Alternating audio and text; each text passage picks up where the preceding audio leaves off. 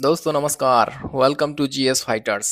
दोस्तों constitution series को continue करेंगे आज हम लोग। और जैसा कि आपको पता है कि हम लोग एम लक्ष्मीकांत की जो बुक है भारतीय राज्य व्यवस्था से संबंधित, उसको टॉपिक वाइज कवर कर रहे हैं।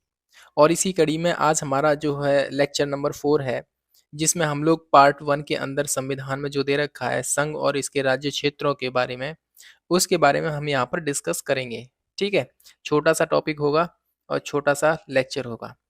चलिए देखिए, एम लक्ष्मीकांत की बुक जो है उसमें आपको चैप्टर नंबर 5 मिल जाएगा, संघ और इसके राज्य क्षेत्र से संबंधित, जिसमें 4 आर्टिकल्स के बारे में उल्लेख दे रखा है, आर्टिकल नंबर 1 से आर्टिकल नंबर 4 तक। और साथ में जो राज्य पुनर्गठन से संबंधित कुछ समितियों का गठन किया गया था, उनके बारे में भी यहाँ पर हम लोग चर्चा करेंगे। ओके, चलिए देखिए, आर्टिकल नंबर 1 में बोला गया है इंडिया दैट इज भारत, यानी कि इंडिया जो कि भारत है वो राज्यों के समूह के बजाय राज्यों का एक संघ है। यानी इंडिया कोई ग्रुप नहीं है जो है राज्यों का, ये एक यूनियन है। इसके पीछे का जो कारण है, इसके दो कारण हैं इंडिया को ग्रुप ना बनाकर यूनियन बनाने का। एक रीज़न तो ये है कि राज्यों के बीच जो है ये कोई परिणाम नहीं है समझौते का, यानी इंडिया यूनियन जो है राज्यों के बीच किसी समझौते के तहत नहीं आया है, ठीक है, निकल कर। और दूसरा रीज़न ये है कि राज्यों को संघ से अलग होने का कोई अधिकार नहीं है। ठीक है, जो ग्रुप होता है, ग्रुप में से कुछ लोग अलग भी हो सकते हैं, ज्वाइन भी कर सकते हैं। लेकिन यूनियन जो होता है, यूनियन में क्या होता है कि आप लोग ऐड तो कर सकते हो लेकिन अलग नहीं हो सकते यूनियन से। ठीक है, चलिए सेकंड नंबर देखिए, आर्टिकल नंबर सेकंड है और इसमें दे रखा है कि संसद को यह अधिकार है कि वह नए राज्यों का प्रवेश और उनकी स्थापना कर सकती है। अब जैसे कि 2014 में तेलंगाना राज्य बना था हमारा, ठीक है, और ये आंध्र प्रदेश से काट के इसको बनाया गया। संसद को यह अधिकार है कि भारतीय संघ में वह नए राज्यों का प्रवेश कर सकती है, नए राज्यों का गठन कर सकती है। ठीक है, और आर्टिकल नंबर 3 में देखिए क्या दे रखा है। आर्टिकल नंबर 3 जो है इसमें राज्यों के पुनर्गठन से संबंधित है, यानी कि जो प्रेजेंट में स्टेट्स हैं उनके नाम में परिवर्तन, सीमा में परिवर्तन, ठीक है, नए राज्य बनाना, इस तरीके से ये सभी होते हैं, कर सकते हैं। ठीक है, आर्टिकल नंबर 3 के तहत। और राष्ट्रपति जी इसके लिए अध्यादेश जारी कर सकते हैं और जो संबंधित जो प्रभावित राज्य होगा उसके उसको भेजी जाएगी इन्फॉर्मेशन कि हम आपके राज्यों को इस तरीके से तोड़कर अलग करना चाहते हैं, या दो राज्यों को मिलाकर एक करना चाहते हैं, या नाम में परिवर्तन करना चाहते हैं, ठीक है, या बाउंड्री उसकी सीमा में परिवर्तन करना चाहते हैं। तो संबंधित राज्य अपनी राय देगा, उसको मानना ना मानना ये राष्ट्रपति जी पर डिपेंड करता है।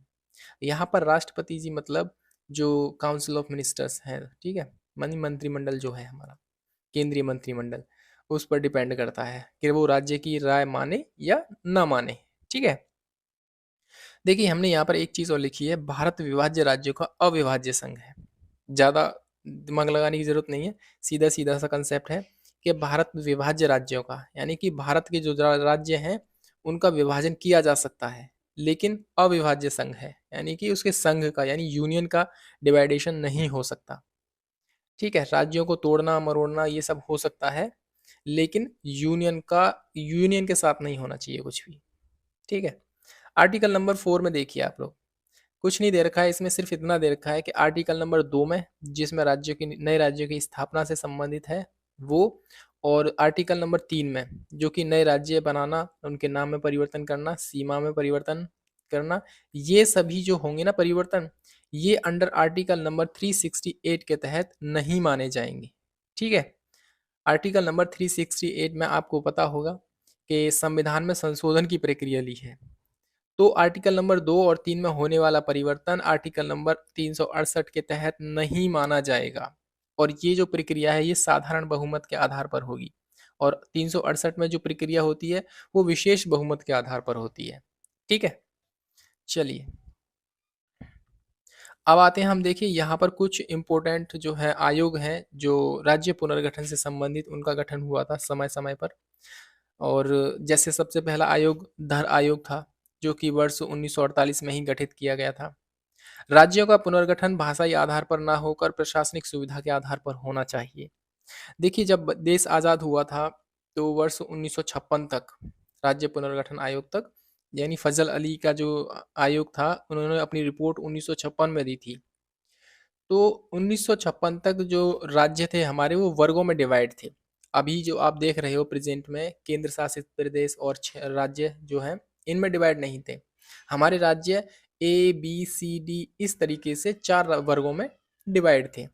ठीक, सबसे पहला आयोग धर आयोग आता है, और इसने भाषाई आधार पर ना होकर एक प्रशासनिक सुविधा के आधार पर राज्यों के पुनर्गठन की मांग की थी। यानी कि जो प्रशासनिक सुविधा है उसके आधार पर राज्यों को पुनर्गठित किया जाना चाहिए। फिर आता है 1948 में ही जेवीपी आयोग। जेवीपी का मतलब होता है जवाहरलाल नेहरू। ठीक है, J for Jawaharlal Nehru, V for Vallabh bhai Patel और पी फॉर पट्टाभी सीतारमैया। ठीक है, और इन्होंने औपचारिक रूप से अस्वीकार, यानी अस्वीकार किया था कि राज्यों का पुनर्गठन भाषा के आधार पर होना चाहिए। यानी ये उसके खिलाफ थे, राज्यों का जो है पुनर्गठन भाषा के आधार पर नहीं होना चाहिए। ठीक है, हालांकि ये भी डर रहे थे, क्योंकि इस देश के अंदर कितनी भाषाएं, लगभग 5,000 भाषाएं बोली जाती हैं और ज़्यादा ही होंगी। ठीक है, तो उतनी उस हिसाब से देखोगे तो स्टेट कितने बनेंगे, है ना। तो उस चीज़ को एक सेपरेशन वाली जो है कंसेप्ट निकल के आता सामने, अगर ऐसा होता तो इसी चीज़ से डर रहे थे ये लोग, और भाषा के आधार पर राज्यों के पुनर्गठन की जो मांग थी उसको अस्वीकार कर दिया इन्होंने। फिर आता है फजल अली आयोग। वर्ष 1953 में इसका गठन होता है और 1956 में इसने अपनी रिपोर्ट दी थी। इसने बोला था कि राज्यों के पुनर्गठन में भाषा मुख्य आधार होनी चाहिए, यानी भाषा तो होनी चाहिए, लेकिन एक राज्य एक भाषा के सिद्धांत को इन्होंने बोला नहीं, इसके आधार पर नहीं। ऐसा नहीं होना चाहिए कि एक राज्य है तो एक ही स्टेट बनाओ उसके लिए, ऐसा नहीं होना चाहिए, लेकिन भाषा का आधार हो सकता है।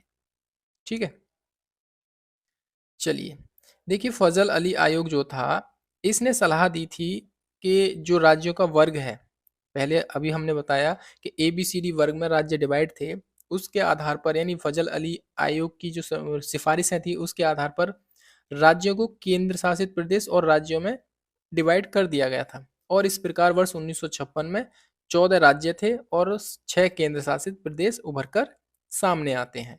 ठीक है, 14 राज्य और 15वां राज्य बनता है गुजरात। ठीक, आपको पता होगा महाराष्ट्र से अलग होकर बना था गुजरात। एक्चुअली जो मराठी है उस भाषा को लेकर और गुजराती लैंग्वेज को लेकर, इस आधार पर इनका डिवाइडेशन हुआ था। गुजरात गुजराती भाषा को लेकर बना और महाराष्ट्र मराठी भाषा के आधार पर अलग हो गया था। ठीक, शाह आयोग की रिपोर्ट में फिर से भाषा के आधार पर जो है पंजाब और हरियाणा को, आपको पता होगा कि हरियाणा में हिंदी भाषी क्षेत्र है और पंजाब में पंजाबी भाषी क्षेत्र वाले लोग हैं। ठीक, इस तरीके से ये अलग अलग समय पर और अलग अलग राज्यों का गठन होता है। सिक्किम, आप देखोगे 36वां संविधान में संशोधन होता है 1974 में, और 1975 में यह देश का पूर्ण राज्य बन जाता है सिक्किम। इसी प्रकार मणिपुर, त्रिपुरा, मेघालय 1972 में, मिजोरम, अरुणाचल प्रदेश और गोवा 1987 में, तेलंगाना 2 जून 2014 को। ठीक है, अभी प्रेजेंट में देखा जाए तो 28 तो राज्य हैं और 8 केंद्र शासित प्रदेश हैं। अब आप मुझे कमेंट सेक्शन में 8 केंद्र शासित प्रदेशों के नाम लिखकर बताइए। ठीक है, चलिए, छोटा सा लेक्चर था, भारत के राज्य और संघ एवं इसके राज्य क्षेत्र से संबंधित था। अगर वीडियो पसंद आया है तो चैनल को जरूर सब्सक्राइब कीजिए, और 1% भी ठीक लगा है कि हाँ ठीक है, कंटेंट में दम है, तो आप वीडियो को लाइक करके इसको शेयर भी कर सकते हैं। पीडीएफ के लिए आपको टेलीग्राम चैनल से जुड़ना होगा, और टेलीग्राम चैनल का लिंक इस वीडियो के डिस्क्रिप्शन में आपको मिल जाएगा। इसके अलावा हम लोग टारगेट सीरीज़ को भी कंप्लीट कर रहे हैं। तो चलिए फिलहाल इस वीडियो में इतना ही। जय हिंद, जय भारत।